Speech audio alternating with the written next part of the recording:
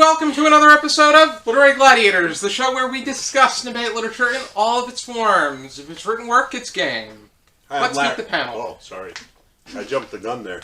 Oh, man. That's what happens when you eat cookies while filming. Yeah, I'm distracted. I can't chew and walk. You can't chew and walk. Well, thank God you're not walking. Yeah. Thankfully, you're seated. My name is Larry. I am Jesi. I'm Tori. And I'm Josh. The Taurus, the Gemini, the Leo, and I are back together again. That's why we're so fun.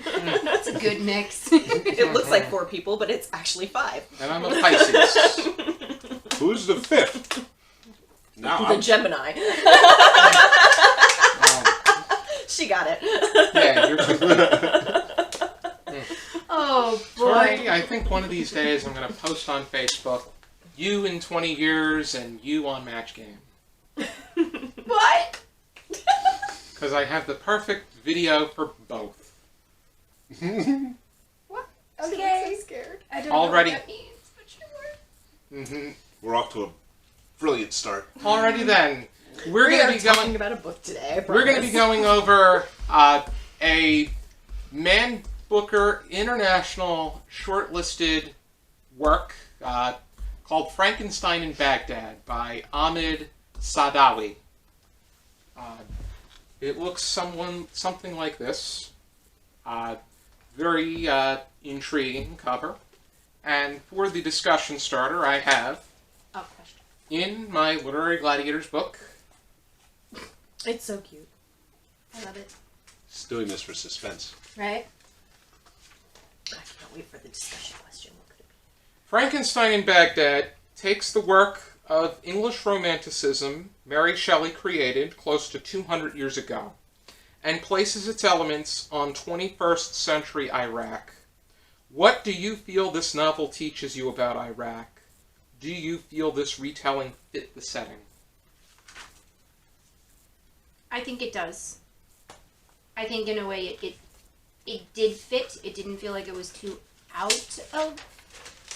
Yeah, they didn't The seem to reach parameters? for something that couldn't have been done because I mean, if you take Mary Shelley's original Frankenstein, he brings a body back to life, which I mean, yes, in the name of science, but if you kind of think about it, he just kind of went out to a graveyard and was like, "All right, I'm just gonna sew this together and bring it back to life." Whereas, I feel like with like you said, modern day, Iraq. Iran, where are we? I don't remember. Iraq. Okay, I was right. There's reason to put these body parts back together, and as we were talking, The reason before, is justifiable, yeah. Well, Yes, not we're- really.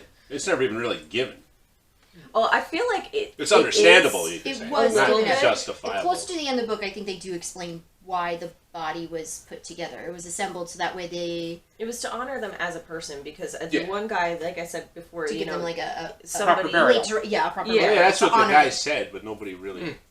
It's an Understood interesting, it. But that's what I'm saying. realist Makes sense. concept, Maybe it too. wasn't real, like, it wasn't supposed to get up and start walking and talking, but it was a justifiable, like, Yeah. that's why the person And- assembled this Yeah. body. Not It's even magical that, realism, too, because then the body takes a life of its own and seeks revenge on those that Not even that too, killed though, each but part. it kind of tells you, a little bit about what the people are going through over there during this time because, you have these explosions, you have the Americans coming in, you have the terrorists, or what we would consider terrorists, doing all these terrible things, and you're just walking down the street and there's an arm over there, and there's a foot over Back in there, and there's Iraq, a head, and it's like, whatever. explosions and these body parts they happen just more there. often than rain happens Exactly, here. and it disconnects you. It just is like, oh, that's a limb, whatever. Whereas, you're gonna feel more sympathy if you see a body, and I felt like that was one of the main reasons why, and even if it wasn't stated that's why it was put together. It's like, hey, these are people that you're seeing their body parts. Like these are people. Yeah, it it emphasizes that It's- political turmoil by Yeah. putting that ridiculous, like, fantastical element in there. It kind of almost puts the actual political struggles in there, like, in perspective a little Yeah. bit. Yeah, it's like fertile ground for monster making. Yeah. Yeah, yes. And Yeah. so having that impetus, having that spark of ridiculousness happen, the events leading up to that ridiculous fantastical thing happening is almost like, oh, okay, I can see where that line of logic came from to get us to where we are. And moving forward, because there are so many factions and so many games being played on the government level and on the like local level for a political standpoint, like having all those factions and the backstabbing and the chess game. Opportunists. I think that this book gave me It's greater understandable. understanding of the Iraq perspective because I think a lot of people have a particular stigma about what things are like there and how they seem to homogenize them, when in actuality there are several terrorist groups. Al-Qaeda is just one of many terrorist groups, and people, the reason that they side with them is solely because they feel that they are less bad than the other group. Yeah, And it's like choosing the lesser of it's the just it's just a travesty that people have this sense that they need to blow themselves up and hurt other people for what they feel is, actually I don't even know if they feel it's the greater good. It's, to me, it's the what they've idea been that told. they tell them that on the other side there's a big party like the end of Slumdog Millionaire. Yeah. I think you're It's quoting described directly exactly. from the Quran. Yeah, It's that sounds described exactly I don't, like that. that part isn't in the Quran. I'm pretty sure That's- it says Slumdog Millionaire. I'm That's pretty. Oh. exactly. I'm pretty sure I saw it. That's directly. that's what we can call, Prophesize. and I will say this. You can say it with me: radical Islamic terrorism. Yes. Is that a thing? I get what you're saying, but I think the other thing that's Depends Josh, on who that you was ask. a joke. I know. we get it. We were having fun We with get that. it. I think it was interesting to take something that's usually seen through a Western lens as well and put it in this. And this is somebody that is from the East. Yeah. Exactly. Saadawi is from Iraq. This was also, before it was a Man Booker nominee, Man Booker International nominee, it was International Prize of Arabic Fiction nominee back in 2014. So this has made its way around. Yeah, it did this really interesting balancing act, and I think it pulled it off very well, of showing that slice of life of, like, this is what it really looks, this is what Iraqi day-to-day living is, versus this fantastic story of a composite body that is sheerly being built for revenge, and that story of that. And the story of the unreliable narrator being told a story by an unreliable narrator. So it's a lot of, like, he said, she said. You was a can't lot really of The understand narration that. was very strange, especially Yeah. toward the end where you had the first person who didn't make any appearance in the piece. It kind of made me think of House of Leaves a little, the way that story is told, where it's a story being told about a fantastical story about another person that doesn't necessarily have all of the pieces of evidence, but it's a very clear, distinct story that somebody else is saying. I would not Yeah. say it's like House of Leaves. No, in the it's way not that- like yeah. House of Leaves. I'm Yeah. saying Yeah. loosely, like that narration, the narration of, can you believe the story that's being told by the narrator from another narrator? Yeah, there who were can't several necessarily be- There were several third-person Yeah. perspectives. No, actually, from- no, it wasn't third-person because. Actually, maybe no. In a way, it was because It kind of flopped around a lot. Yeah, it what's was- its there was name? second person, The what's there its was name was a recording. For sure. But then again, so was Frankenstein. The original piece was several perspectives and points of view. It had this very classic feel to it while also having a very Modern. modern feel Yeah. to What- it. but I what- agree yeah. massively. What I loved about this piece is, number one, the character guide at the beginning. Yeah, that was But helpful. I loved the fact that the chapters were very well organized. It was 5 sections in each chapter, not too long, so you weren't able Blessedly. to. So you could stop at one point and then start and not feel as if you lost anything, Yeah.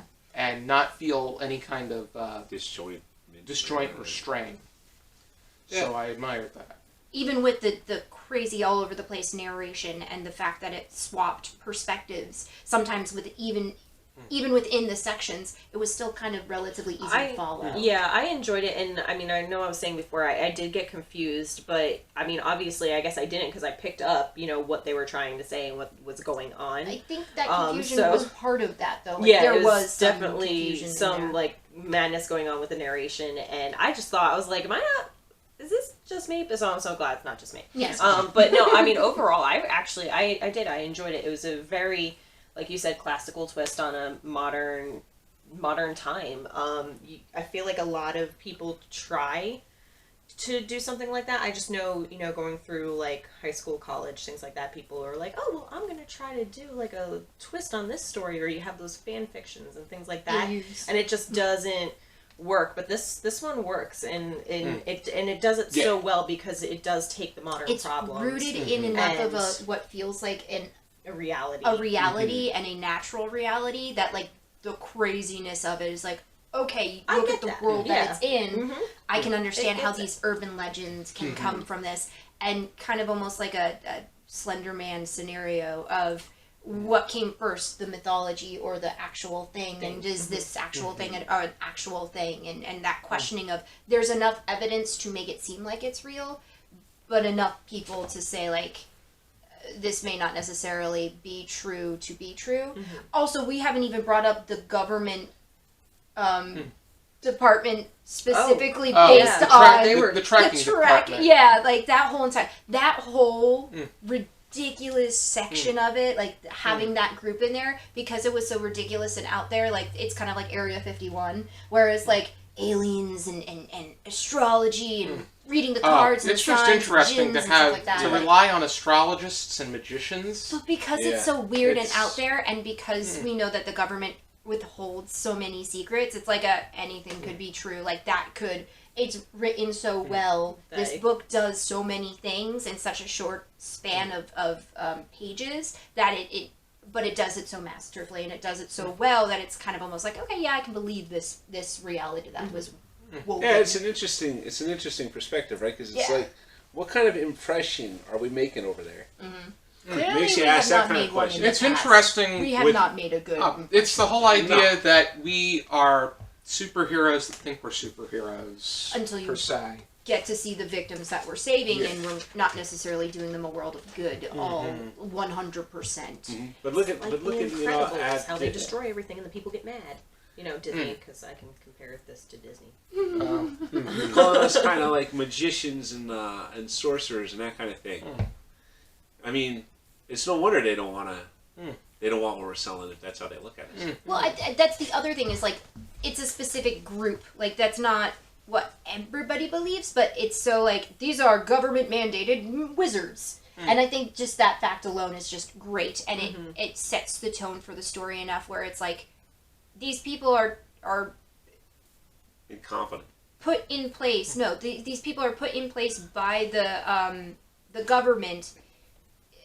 So maybe this ridiculous thing that is happening, like maybe it adds that ridiculousness enough for the credibility to be there for this story to be like maybe it could happen. Yes, a lot of them seem to be incompetent. That group in the like tracking department or whatever it is.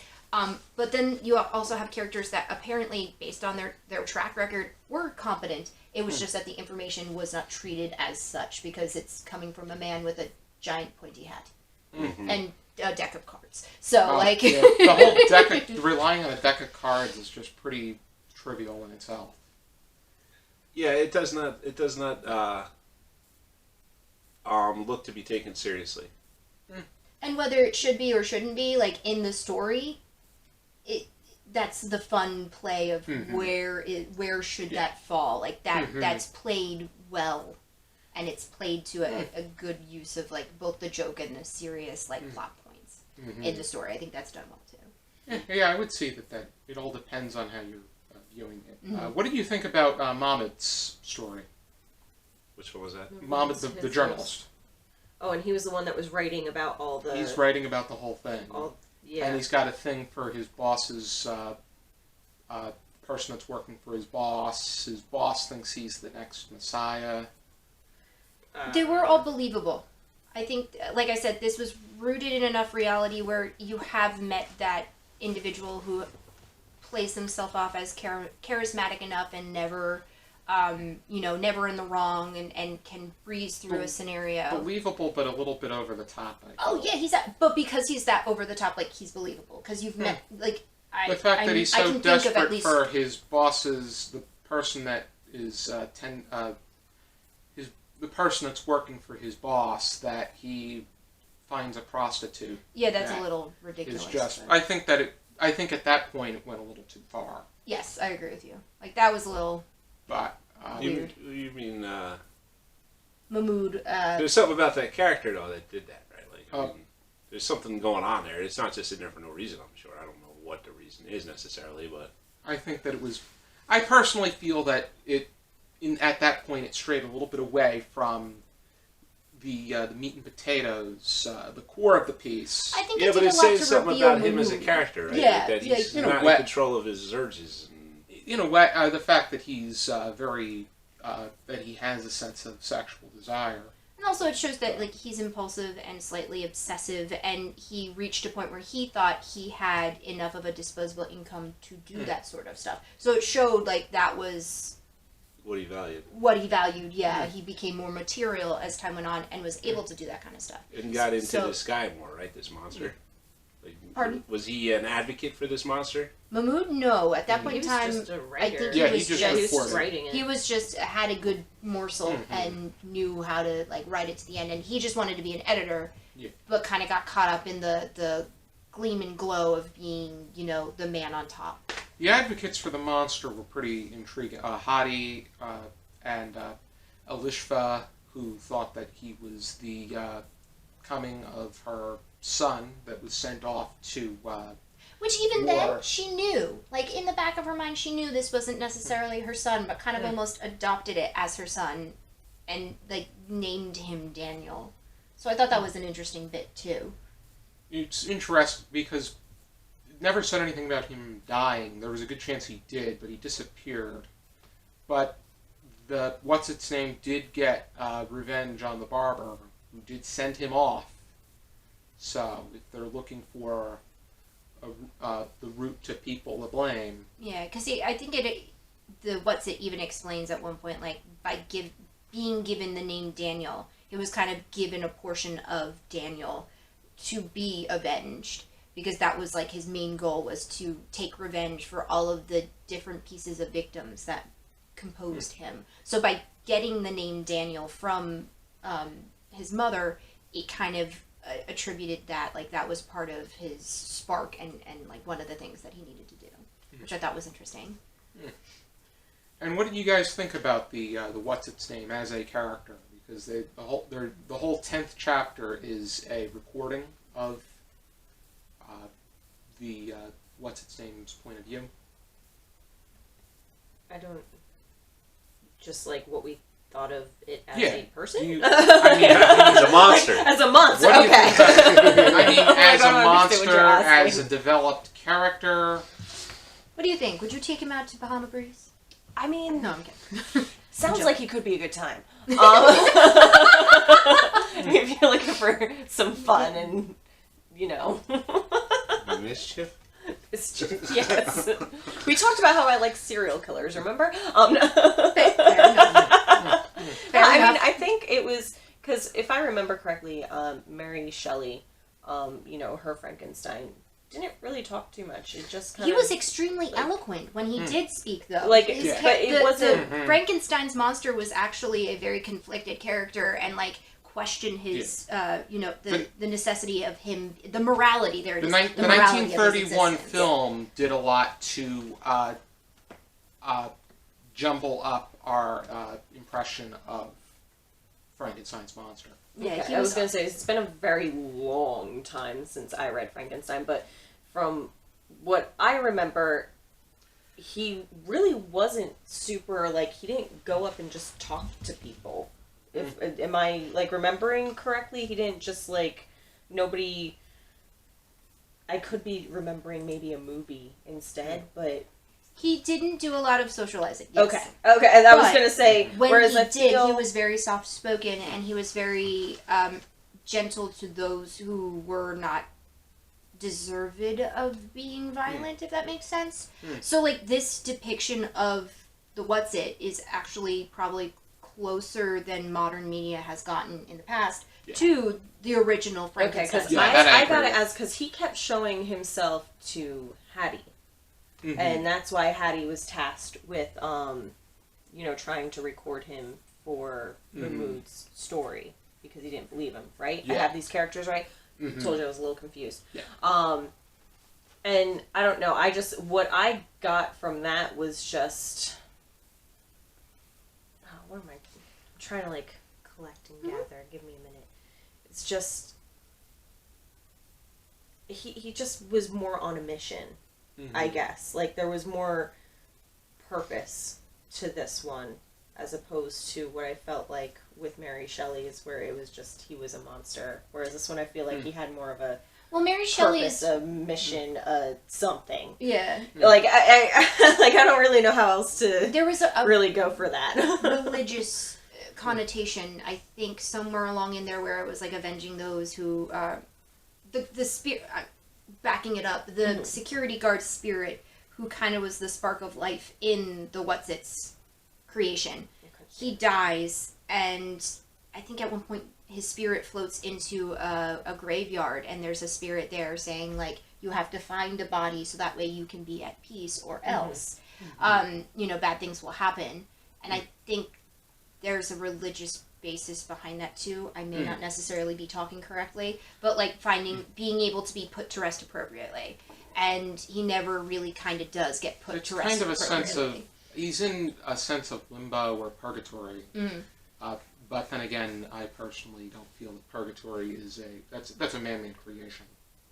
Yeah, so, but, you have that portion of it. So yes, there is more of a mission to him being out there and staying alive and doing all these things. Even just like even the revenge aspect of him, I just felt like that was more purposeful.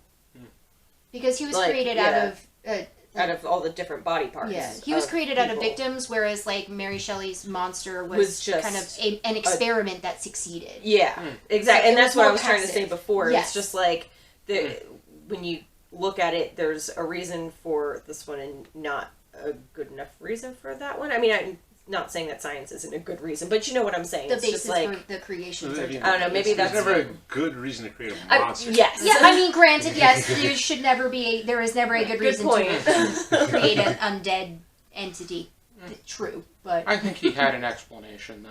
Well, I mean, you could see how such a thing can arise, right? that's what I'm saying. That justification of how we got there. Yeah, I don't think that's the right word, but I understand what you're saying.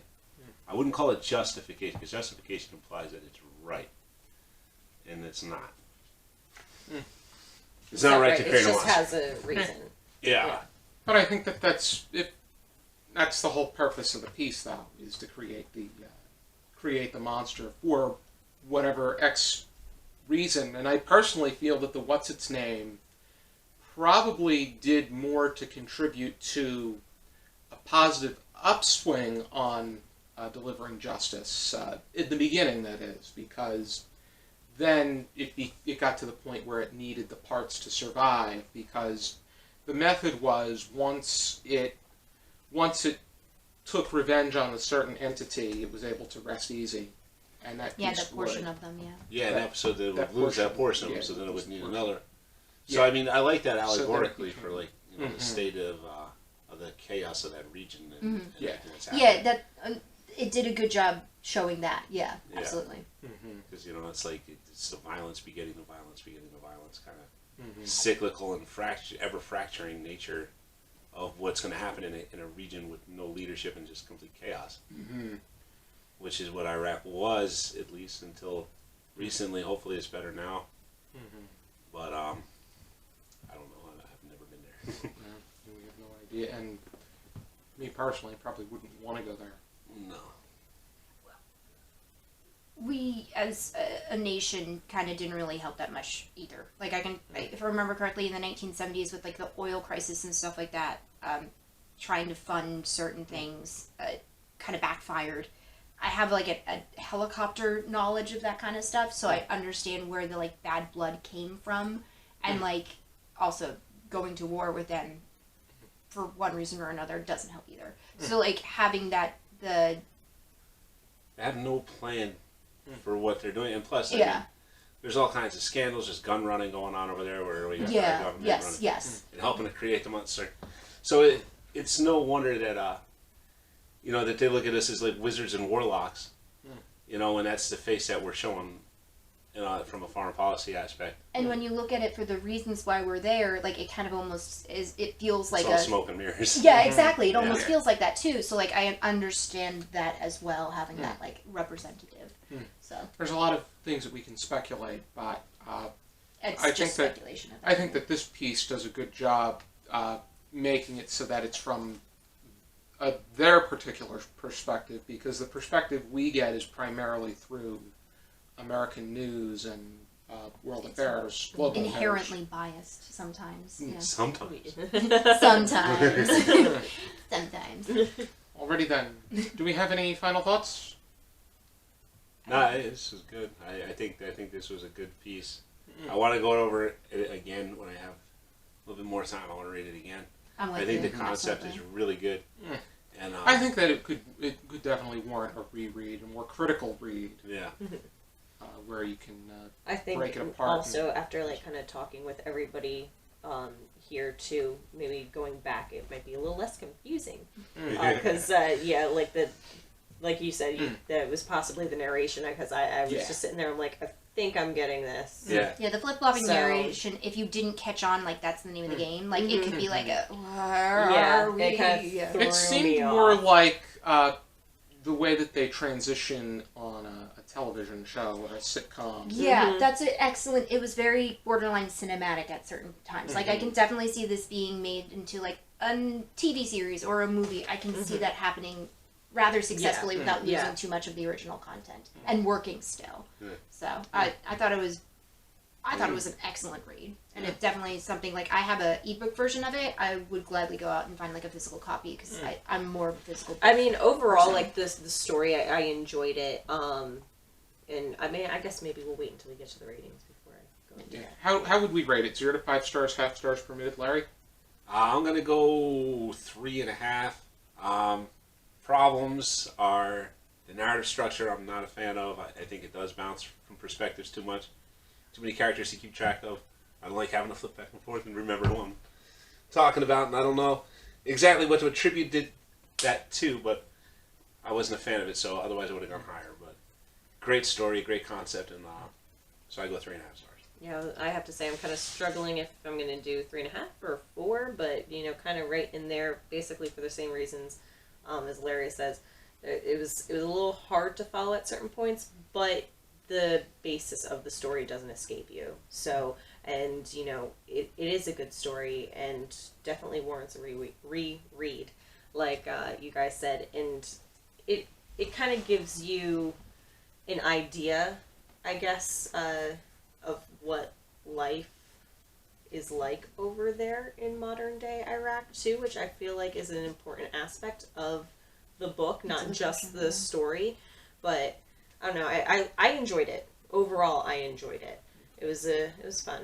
Yeah, I think it was an excellent read. I'd give it probably like a 4.5 because I found it to be an entertaining read. I think it was a good enough length for the material that it did. It handled the material that it had by basing this fantastic, ridiculous thing in a world of uncertainty that is the truth. And there was enough reality and world building where it felt comfortable being able to kind of go off that weird beaten path into having a stitched up monster, you know, running around for finding justice for like its fingers and its nose and stuff like that. So I think it handled the material well. I'm gonna go 3.5, like Larry and Jesi, because I thought the structure was outstanding. Or, bear with me though with the way that I'm saying it, but the structure of the piece itself, the elements that drove the work, and the circumstances were outstanding. But the characters themselves, I felt, were a little bit stringy and watery. Because Going in too many directions. it was going in so many directions. Yeah. We didn't get enough of one moment at a particular time. We didn't get enough of... I think we could have gotten a little bit more of the what's its name and Hadi, and a little less of Mahmoud and the side drama, which side drama is, in a way, necessary, or I think it helps supplement the work, but I still think that it took away from the core of what the work was all about. And I did like the greater understanding and perspective it gave us as far as knowing about Iraq and current affairs within Iraq from the point of view of Iraq is concerned. Mm-hmm. So, otherwise, if you're interested in checking out Frankenstein in Baghdad, written by Ahmed Saadawi, this was translated into English by Jonathan Wright. Here is a copy. And thank you for tuning into our discussion. Be sure to join us next time for another episode of Literary Gladiators. For now, keep reading.